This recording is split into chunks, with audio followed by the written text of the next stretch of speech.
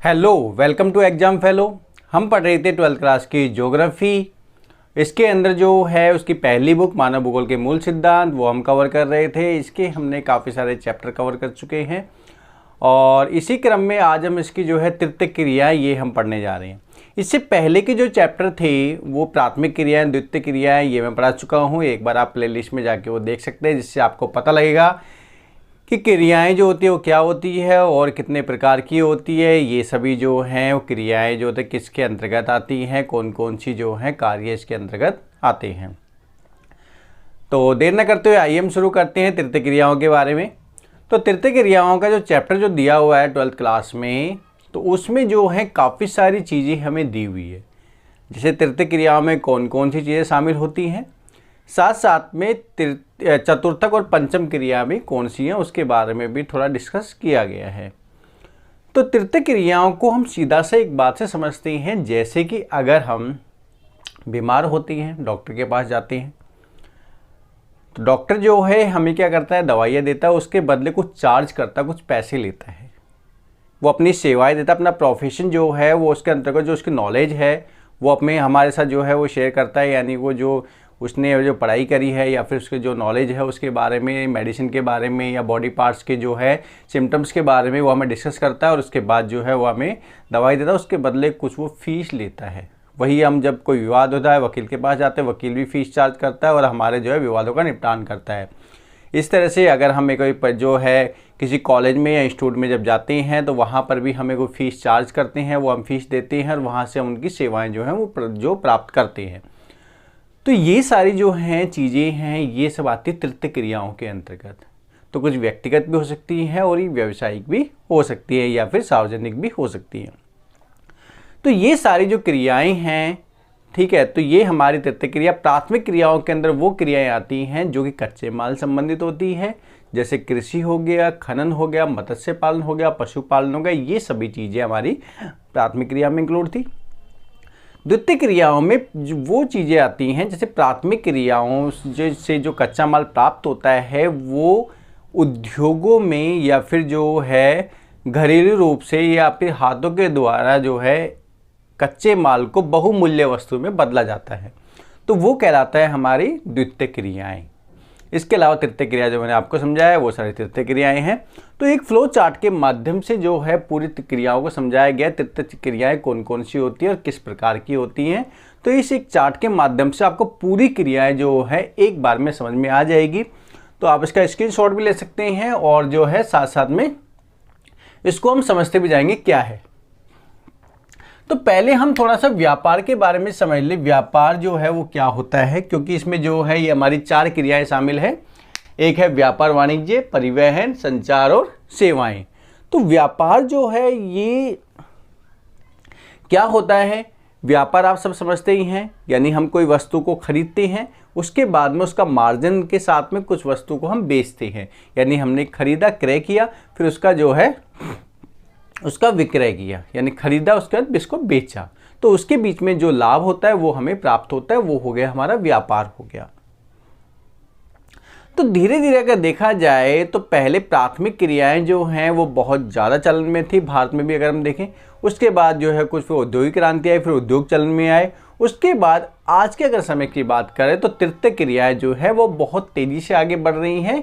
विकसित देश जो हैं उसमें अभी प्राथमिक और द्वितीय क्रियाओं में अधिक जो है वो फोकस किया जाता है, लेकिन विकासशील देशों के अंदर तृतीय क्रियाओं में अधिक फोकस किया जा रहा है, अधिक ध्यान दिया जा रहा है।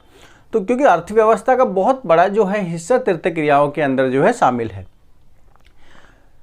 तो व्यापार और वाणिज्य जो है यानी क्रय और विक्रय जो है वो सबसे इंपॉर्टेंट चीज़ होती है। वस्तु खरीदते और बेचते हैं, क्योंकि ना हम वस्तु को बना रहे हैं, सिर्फ बेचने का हम काम कर रहे हैं या फिर उसमें सेवाओं का हम काम कर रहे हैं। तो यहाँ पर जो है हम व्यापार जो करते हैं, व्यापार जो है वहाँ पर हम एक तो होता है थोक व्यापार, ठीक है, और दूसरा होता है हमारा फुटकर व्यापार। इन दोनों को हम थोड़ा डिस्कस करते हैं।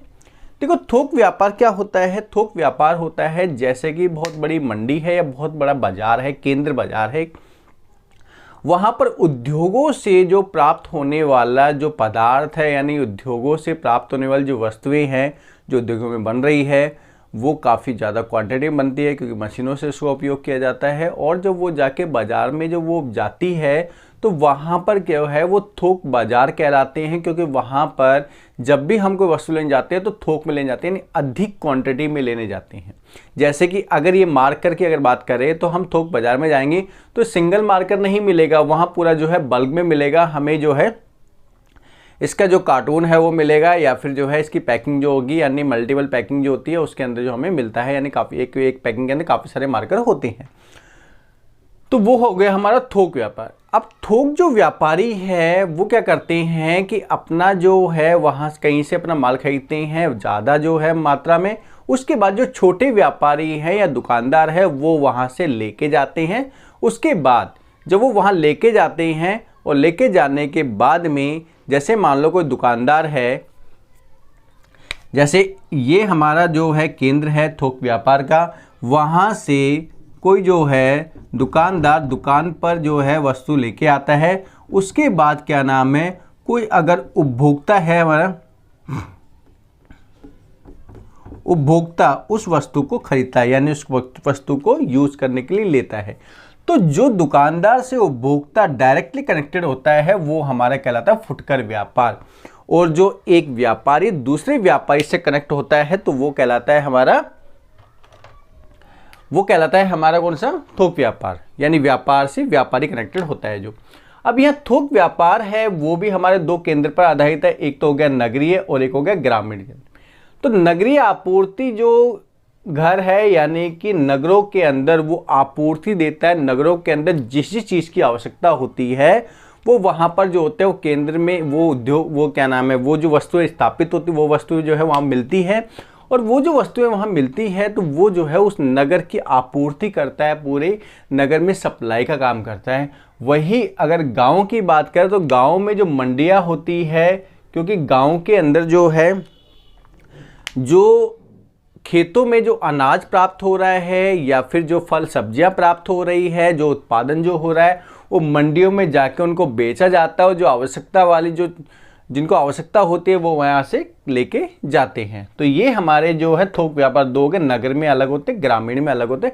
ग्रामीण में मंडियाँ होगी, नगरों के अंदर जो आपूर्ति गृह हो गए, यानी कि जो वहाँ पे आपूर्ति करते हैं, वहाँ इतनी बड़ी जनसंख्या की पूर्ति करते हैं वो चीज़ें। तो फुटकर व्यापार भी ग्रामीण और नगरीय दोनों क्षेत्रों में होते हैं।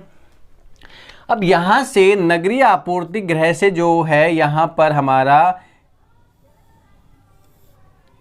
इन क्षेत्रों में जो है वो वस्तु जो है जाती है और वहाँ से जो है लोग वहाँ खरीदते हैं। अब जो हमारे बात करें फुटकर व्यापार, जैसे मैंने आपको बताया डायरेक्टली उपभोक्ता से कनेक्टेड होते हैं, यानी जो यूज कर रहे हैं वो जो है वहाँ से वस्तुएं खरीदते हैं। जैसे यहाँ पर है हमारा आवधिक बाजार या फिर फेरी वाले और पटरी वाले होते हैं वो।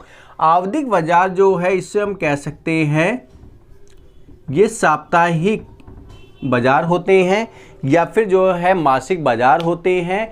जैसे हमने नगरों में देखा होगा, शहरों के अंदर जो है हफ्तों में एक दिन बाजार लगता है, जैसे कि कॉलोनियों में लगता है। संडे के दिन बाजार यहाँ लग गया, मंडे के दिन कहीं और लगा है, ट्यूसडे कहीं और लगा है, वेडनेसडे कहीं और लगा है। तो इस प्रकार से जो है वो बाजार जो है पूरे एरिया में जो है वो वितरित होते हैं। इससे क्या होता है, जो व्यापारी है यानी कि जो दुकानदार है जो बाजार लगा रहा है वहाँ पर, तो वो जो दुकानदार है उसको भी रोज़गार मिल जाता है हफ्ते में 7 दिन। और साथ साथ में जो है स्थानीय लोग होते हैं उनको भी जो है वो समय समय पर उनकी पूर्ति हो जाती है जिन वस्तुओं की उन्हें आवश्यकता होती है। तो ये हमारे आवधिक बाजार होते हैं कि अवधि में लगते हैं। या फिर जब हम बात करें कि पहले जो है या फिर अब भी होता है, कई बार मेले लगते हैं तो वो जो है साल में एक बार या महीने में एक बार लगते हैं। और इसको जो है या कई स्थान ऐसे जब महीने में एक बार बाजार लगते हैं, जहाँ पर जो है जनसंख्या अगर मान लो कम है या फिर जो है आपूर्ति कम हो रही है तो वहाँ पर पटरी वाले और फेरी वाले हो गए, ये भी सब इसके अंदर आते हैं। और साथ साथ में जो छोटे दुकानदार हैं, जो हमारे घर के आसपास जो दुकानदार मिलते हैं, तो वो सारी चीज़ें, जैसे कि मान लो अगर मुझे एक मार्कर चाहिए या मुझे खाने के लिए कोई भी अगर ब्रेड चाहिए, बिस्किट चाहिए, कोई भी अगर मान लो वस्तु चाहिए किसी भी यूज के लिए, तो मैं डायरेक्टली थोक व्यापारी के पास नहीं जाऊंगा, मैं जाऊंगा फुटकर व्यापारी के पास। यानी कि जो दुकानदार है वो दुकानदार जो है वो मुझे उसकी पूर्ति करेगा। इन दुकानदार जो है उससे मैं लेके आऊँगा और सुविधा उसका उपभोग करूँगा। तो हम डायरेक्टली कह सकते हैं कि जो उपभोक्ता जो है वो कनेक्टेड होता है जिस दुकानदार से, वो हो गए हमारे फुटकर व्यापारी हो गए वो। अब ग्रामीण क्षेत्र की अगर बात करें तो ग्रामीण क्षेत्र में एक तो हो गया हमारा श्रृंखला भंडार। श्रृंखला भंडार यानी जहाँ पर जैसे कि अगर मान लो कि अनाज की बात करें वो रखा हुआ है, या फल सब्जियों की अलग अलग मंडियाँ होती है, वो सारी चीज़ें हो गई। डाक जो है, क्योंकि एक स्थान से दूसरे स्थान पे, हालांकि ये जो है ये सब चीज़ें हमारे नगरों के अंदर भी शामिल होती हैं, तो डाक जो है उसके अंदर हो गया हमारा जो भी किसी भी संचार का जो माध्यम है वो इसमें इंक्लूड करते हैं। जैसे कि हो गया दूर संचार की बात करें, इसके अलावा पत्र पत्रिका जो हम लेटर भेजते हैं उसकी हम बात करें, वो सारी चीज़ें इसमें इंक्लूड होती हैं। इसके अलावा सुलभ बाज़ार, सुलभ बाज़ार होते हैं यानी कि जो हमें जैसे जो खेतों के जो उत्पादन प्राप्त हुआ, जो मिला हमें, तो वो जो उत्पादन है जो भी हो रहा है उस उत्पादन को बेचने के लिए बाज़ार व्यवस्थित किए जाते हैं। बाज़ार व्यवस्थित, तो वहाँ पर जो है उन बाज़ारों में जाकर उसको बेच सकते हैं, साथ साथ में जो है वहाँ पर जाके खरीद भी सकते हैं। दोनों चीज़ें यहाँ पर इंक्लूड हो जाती है। इससे अलावा नेक्स्ट हम करें परिवहन के बारे में। तो परिवहन के बारे में हम सभी जानते हैं परिवहन के कौन कौन से साधन उपलब्ध हैं। परिवहन के साधन में भी हम वही करते हैं, हम कहीं के जाना होता है, चाहे रेल के माध्यम से जाएं, चाहे बस के माध्यम से जाएं, या किसी माध्यम से हम जाते हैं, तो वहाँ पर हम क्या करते हैं, कुछ पैसे पे करते हैं किराए के रूप में, और हम जो है वहाँ पर ट्रैवलिंग करते हैं। तो इसके जो है हमारे 4 माध्यम है, रेल के द्वारा, सड़क मार्ग के द्वारा, या जल मार्ग के द्वारा, या वायु मार्ग के द्वारा। ये हमारे परिवहन के कुछ जाल तंत्र है जिसके माध्यम के द्वारा हम यात्राएं करते हैं। अगर बात करें देखो रेल परिवहन की, तो रेल परिवहन जो है वो भारत का सबसे बड़ा जो है एक परिवहन तंत्र है, जिसमें एक स्थान दूसरे स्थान पर जाने के लिए माल का हम उपयोग भी करते हैं, और साथ साथ में जो है हम यात्री जो है वो भी एक स्थान दूसरे स्थान पे जाते हैं।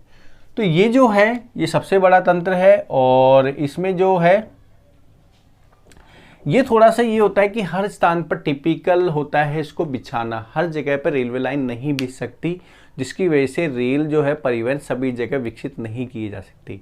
ये जहाँ पर जो थोड़ा प्लेन क्षेत्र है वहाँ कर सकता है, पर्वतीय क्षेत्रों में बड़ी दिक्कतें आती हैं, बहुत ज़्यादा खर्च लगता है। जो सड़क परिवहन है ये सभी जगह पर सुचारू रूप से जो है व्यवस्थित हो सकता है, ऊंचे नीचे क्षेत्रों में भी सभी स्थानों पर। तो ये भी हमारा जो है परिवहन का एक साधन है। इसके अलावा जल परिवहन, तो जल के माध्यम से जो होते हैं एक स्थान दूसरे स्थान पर जाने के लिए, एक तो हो गया हमारा आंतरिक, दूसरा हो गया हमारा महासागरीय। आंतरिक जो है वो हमारा जो एक आंतरिक जो मार्ग है वो हो गया हमारा नदियों के द्वारा, ठीक है, नदियों के द्वारा ये हो जाता है। अगर हम नहरों के द्वारा की बात करें तो नहरों के द्वारा, और इसके अलावा जो हमारे समुद्री तट है, समुद्री तट के सहारे सारे जो आते हैं वो भी आंतरिक कहलाते हैं। तो ये हमारे आंतरिक जो है मार्ग हो गए, और इसके अलावा महासागरीय मार्ग हो गए। एक देश से दूसरे देश में जाने के लिए महासागर में होकर जाना पड़ता है, इसलिए उसको महासागरीय मार्ग कहते हैं।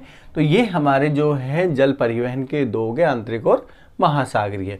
इसके अलावा वायु परिवहन जो होता है ये भी हमारा 2 प्रकार का है। एक तो है घरेलू, यानी एक देश से उसी देश में किसी दूसरे राज्य के जाना है, किसी दूसरे शहर में जाना। जैसे अगर हम बात करें, हम जो है यहाँ पर दिल्ली से अगर यहाँ पर जयपुर अगर जा रहे हैं, तो जयपुर जा रहे हैं, तो ये हमारा कहलाएगा कौन सा, ये होगा हमारा घरेलू, यानी भारत के अंदर ही एक स्थान से दूसरे स्थान पे जा रही है।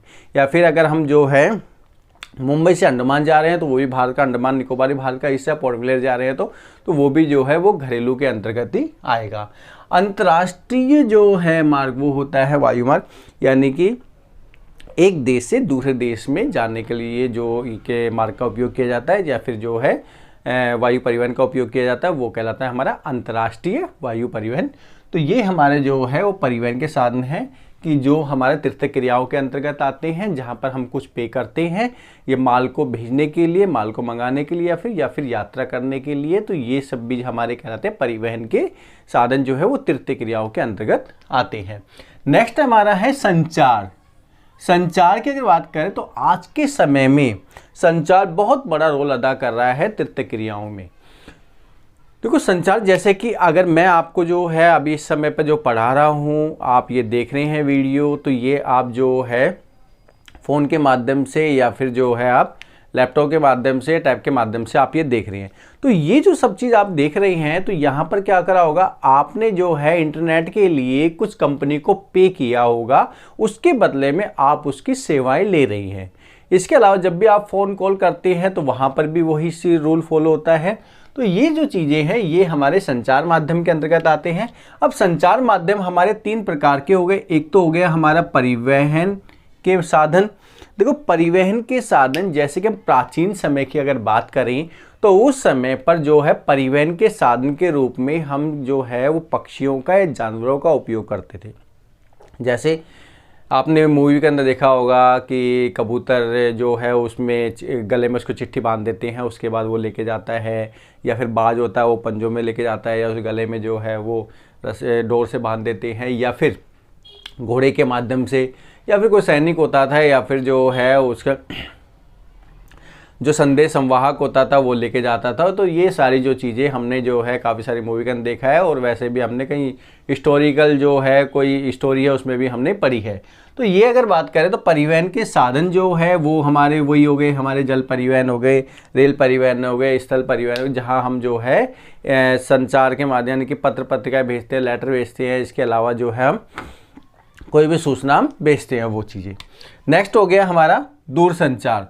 दूरसंचार में आ गया एक तो हमारा लैंडलाइन, जो हर तार वाले फ़ोन होते हैं वो हो गया, और दूसरा हो गया मोबाइल। तो लैंडलाइन जो है ये अब धीरे धीरे से इसका चलन काफ़ी कम हो गया है। इसके अलावा अगर हम ब्रॉडबैंड कनेक्शन की बात करें वो लैंडलाइन होता है, जैसे कि नेट की अगर बात करें तो वो तार के माध्यम से ही उसका जो है वो संचालन होता है पूरा। इसके अलावा मोबाइल अगर सेवा की बात करें तो मोबाइल सेवाएं जो हम देखें तो बहुत ज़्यादा मात्रा में बढ़ चुकी हैं, और इंडिया में लगभग जो है अगर पूरे विश्व की बात करें तो सबसे ज़्यादा मात्रा में मोबाइल का उपयोग किया जाता है और नेट का उपयोग किया जाता है यहाँ पर। तो ये जो दोनों हैं ये हमारे दूरसंचार के माध्यम हैं, और ये जो हैं ये भी हमारे तृतीय क्रियाओं के अंतर्गत आते हैं। इसके अलावा नेक्स्ट है हमारा दृश्य और श्रव्य, यानी कि वो संचार के साधन जो तो हम सुन भी सकते हैं और उसको हम देख भी सकते हैं। दोनों जो है हमें जो वो चीज़ हमें मिल जाती हैं। तो दृश्य और श्रव्य बात करें तो हमें फिल्में जो हैं, जैसे जब भी हम ये फिल्में जो हैं वो मनोरंजन के रूप में काम आती हैं, क्योंकि जब भी हम अगर मान लो कोई मूवी देख रहे हैं तो मनोरंजन के रूप में देखते हैं। साथ साथ में एक चीज़ और कि उससे हमें जो है काफ़ी सारी हमें ज्ञान की प्राप्ति भी होती है, काफ़ी सारी हमें नॉलेज भी वहाँ पर मिलती है। जैसे अगर कोई हिस्टोरिकल अगर मान लो कोई मूवी है वो हम देख रहे हैं तो हमें हिस्ट्री के बारे में नॉलेज मिलती है। इसके अलावा कुछ मोटिवेशनल वीडियो भी होती है, मूवी होती है, जो कि हम जो है हमें उससे मोटिवेशन मिलता है, और काफ़ी सारी जो है उसमें नॉलेजफुल भी जो फिल्में होती हैं। तो डिपेंड ये करता है आप उसको किस वे में देख रहे हैं। तो फिल्में जो हो गई यहाँ पे हम क्या करते हैं, हम जाते हैं, और अगर हमें फिल्म देखने का मन है हम जाते हैं तो वहाँ थिएटर में जो है जो भी सिनेमा हॉल है वहाँ हम कुछ पैसे पे करेंगे, उसके बदले हमें टिकट मिलेगा। टिकट जाते हैं और हम वहाँ पर टिकट लेके जाएंगे और हम वहाँ पर मूवी देखते हैं उस टिकट के माध्यम से। तो यानी कुल मिला के बात ये है कि हम वहाँ कुछ पे करते हैं और उसके बाद में ही हमें जो है फिल्म देखने का मौका मिलता है। तो ये भी जो है संचार का माध्यम है, और ये जो है साथ साथ में हमारी तृतीय क्रियाओं के अंतर्गत आता है। इसके अलावा रेडियो की बात करें तो रेडियो भी एक संचार का माध्यम है, जिससे हमें जो है वो श्रव्य माध्यम है, यानी उससे हम देख नहीं सकते, जो प्रोग्राम हो रहा है उससे हम सुन सकते हैं। साथ साथ में टीवी की बात करें ये दृश्य और श्रव्य दोनों हैं ये। तो यहाँ पर हम देखते हैं टीवी में काफ़ी सारे जो है वो नाटक चलते हैं, काफ़ी सारे एपिसोड होते हैं, काफ़ी सारे टैलेंटेड शो आते हैं। इसके अलावा जो है काफ़ी जो है मूवियाँ भी हम देखते हैं। तो टीवी के अंदर जो समाचार जो है पत्र जो समाचार जो है हम सुनते हैं समाचार के बारे। इसके अलावा जो है समाचार के माध्यम से हमें जो है बहुत सारे देश विदेश की हमें नॉलेज भी हमें टीवी के माध्यम से मिल जाती है। नेक्स्ट हमारा है मुद्रण मीडिया। मुद्रण मीडिया यानी कि जो कि हमें कोई भी जो है वो पत्र पत्रिकाएं जो मिल रही है या हमें अखबार आ रहे हैं जिसकी वजह से हमें डायरेक्टली जो है उसकी नॉलेज मिल रही है। तो ये जो मुद्रण मीडिया है यहाँ पर हमें जो समाचार पत्र हैं और पत्रिकाएं हैं ये इसमें हम जो ये दोनों चीज़ें आती हैं, समाचार पत्र पत्रिकाएं जो प्रिंटेड जो चीज़ें होती हैं जो मुद्रित की हुई चीज़ें हैं वो इसके अंतर्गत आती हैं। और इससे हमें जो है समाचार पत्र से हमें देश विदेश की नॉलेज मिलती है, पत्रिकाओं से हमें बहुत सारे जो है हमें यहाँ से नॉलेज मिलती हैं, जिससे जो है देश विदेश की जो है सारी घटनाएँ उसमें मौजूद होती हैं। तो ये सारा हमारा संचार के माध्यम हो गए जो कि आता है तृतीय क्रियाओं के अंतर्गत ये शामिल होता है। नेक्स्ट हमारी हैं जो सेवाएं। सेवाओं की अगर बात करें तो सेवाएं जो हैं ये भी हमारे जो है हम पे करते हैं, उसके बाद हम सेवाएं जो है वो प्राप्त करते हैं। जैसे कि अगर बात करें मुद्रिक यानी बैंकिंग जो सेवाएं हैं वो सारी इसके अंदर, पैसों से लेन देन की सेवाएं हैं वो इसके अंदर आ जाती है। जैसे कि अगर हमें आवश्यकता है लोन की तो हम बैंक में जाते हैं, या फिर जो है बैंक से जाके हम फॉर्मेलिटी पूरी करते हैं, वो हमें जो है वो लोन देता है, उसके बदले हम उसको जो है कुछ इंटरेस्ट पे करते हैं। तो ये जो है हमारी बैंकिंग सेवाएं के साथ साथ में अगर हमें मान लो सेविंग बैंक या सेविंग अकाउंट या और कुछ खुलवाना हुआ, कोई भी अकाउंट खुलवाना, तो उसके बदले क्या करते हैं कि हम जो है अपने पैसे डिपॉजिट वहाँ करते हैं, उसके बदले वो हमें इंटरेस्ट वो देते हैं। तो ये जो बैंकिंग सेवाएं हो गई। इसके अलावा बैंक में बहुत सारी और सेवाएं होती हैं। नेक्स्ट हो गया हमारे बीमा। बीमा कंपनियां भी ये करती हैं कि हमें जो है वो सेवाएं प्रदान करती है, साथ साथ में कुछ चार्ज करती है, तो वो सारी सेवाएं भी इसके अंतर्गत आ जाती है। साथ साथ में बात करें अचल संपदा।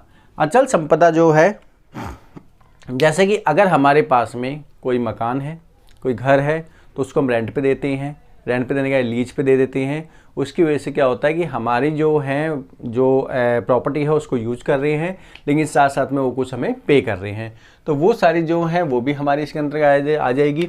और नेक्स्ट है हमारा व्यक्तिगत या व्यावसायिक सेवाएं। तो व्यक्तिगत और व्यावसायिक सेवाएं यानी कि अगर हम बात करें डॉक्टर हो गया, वकील हो गए, ये सारे जो हैं हमारे, या टीचर्स हो गए, ये जो है ये सारे हमारे व्यक्तिगत या व्यावसायिक सेवा होते हैं, या कोई मैनेजर्स हो गए, जो भी चीज़ें हैं। तो ये जो भी लोग होते हैं ये क्या करते हैं कि अपना प्रोफेशन होते हैं, वो उसमें जो भी उन्होंने सीखा है, उन्होंने जो नॉलेज ली है, वो उसको जो है वो यूज़ करते हैं वहाँ पर। उसके बदले में उन्हें जो है कुछ सैलरी या कुछ भी चीज़ उन्हें दी जाती है। तो ये जो है व्यक्तिगत, सरकारी या गैर सरकारी, तीनों हो सकते हैं। व्यक्तिगत मैंने आपको बताया, व्यक्तिगत जो है या तो जो डॉक्टर्स हो गए वो हो गए, या फिर जो है इंजीनियर हो गए वो हो गए, ठीक है। इसके अलावा एडवोकेट है वो इसके अंदर आ जाएंगे। इसके अलावा जो है टीचर्स हैं वो इसके अंदर आ जाएंगे। तो ये सारे जो हैं वो व्यक्तिगत सेवा के अंदर आते हैं, कुछ अपनी सेवाएं देते हैं, उसके बदले कुछ वो चार्ज उन्हें करते हैं। इसके अलावा सरकारी जो होते हैं वो सरकारी जो अधिकारी होते हैं वो भी इसके अंतर्गत आते हैं, उनको सैलरी दी जाती है जो भी कार्य करते हैं वो, और उसके बदले उनसे सेवाएं लेते हैं। जो भी अगर हम बात करें, जो भी इलेक्ट्रिसिटी की बात करें, या फिर जल, या फिर जो है हमें जल बोर्ड की बात करें, या कोई भी अगर मान लो विभाग है, तो वहाँ विभाग में उनको जो है कर्मचारी को जो है वो पैसे दिए जाते हैं, यानी कि वेतन दिया जाता है, सैलरी दी जाती है, और उसके बदले वो उसमें कार्य करते हैं, सेवाएं देते हैं। इसके अलावा नेक्स्ट हो गया एनजीओ, जो गैर सरकारी संगठन है जिसको हम एनजीओ बोलते हैं, नॉन गवर्नमेंट ऑर्गेनाइजेशन जो है, वो भी काफ़ी सारी जो हैं वो लोगों को सेवाएँ प्रदान करते हैं। काफ़ी सारे एनजीओ ऐसे हैं जो कि काफ़ी क्षेत्रों के अंदर जो है अपनी सेवाएं दे रहे हैं, बहुत अच्छा कार्य कर रहे हैं, वहाँ पे जिनको उनकी आवश्यकता है कुछ सेवाओं की वो प्रोवाइड कराते हैं। और ये जो सारी चीज़ें हैं, जैसे अभी हम देख रहे हैं, ये हमारी तृतीय क्रियाओं के अंतर्गत शामिल होने वाली क्रिया है, जो कि आपको एक फ्लो चार्ट के अंतर्गत पूरी क्रियाएं जो हैं एक साथ में आपको डिस्कस कर ली गई है। और आप ये फ्लो चार्ट के माध्यम से आप भी जो है अपना जो है एक मैप माइंड में जो है बना सकते हैं, जिसकी वजह से आपको जो है तृतीय क्रियाओं एक बार में पूरा ही क्लियर हो जाएगा। तो मैं आशा करता हूं कि आपको वीडियो बहुत अच्छी लगी होगी। अगर आपको वीडियो अच्छी लगी हो तो आपको ज़्यादा से ज़्यादा इस वीडियो को शेयर करना है, सब्सक्राइब करना है और लाइक करना है। अगर लाइक करेंगे तो उससे क्या है कि हमें थोड़ा मोटिवेशन मिलेगा और भी जो है बेहतर वीडियो लेके आएंगे। तो अगर जो है आपको इसकी और भी अगर वीडियो देखनी है, इससे पहले की प्राथमिक क्रियाएं, द्वितीय क्रियाएं, या इससे पहले जो जितने भी चैप्टर्स थे 11th क्लास के भी हैं, 12th क्लास के भी, प्लेलिस्ट के अंदर वो चैप्टर दिए हुए हैं। आप जाके वो चैनल को, आप जो वीडियो है उसको आप देख सकते हैं। और साथ साथ में जो है इसको आप जितना हो सके उसको शेयर कीजिए। तो ये क्लास आज हम यहीं ख़त्म करते हैं। उसके बाद नेक्स्ट क्लास के अंदर हम जो है इसका सेकंड पार्ट है वो लेके आएंगे, जिसमें हमारा जो है तृतीय क्रियाओं के अंतर पर्यटन का जो कुछ पार्ट है वो रह गया है, क्योंकि वो नवीनतम क्रिया है और आज के समय में बहुत ज़्यादा मात्रा में चलन में आ रही है। इसके अलावा जो है चतुर्थ क्रिया, पंचम क्रियाएँ भी कौन कौन सी होती हैं ये भी हम समझेंगे। तो ये वीडियो बहुत लंबी ना हो, इसलिए मैंने कोशिश किया है कि शॉर्ट में आपको सारी नॉलेज की मिल जाए जो भी हमारी तृतीय क्रियाओं की है। तो ये क्लास आज में यहीं समाप्त करते हैं। उसके बाद नेक्स्ट क्लास में हम आपसे मिलेंगे। धन्यवाद।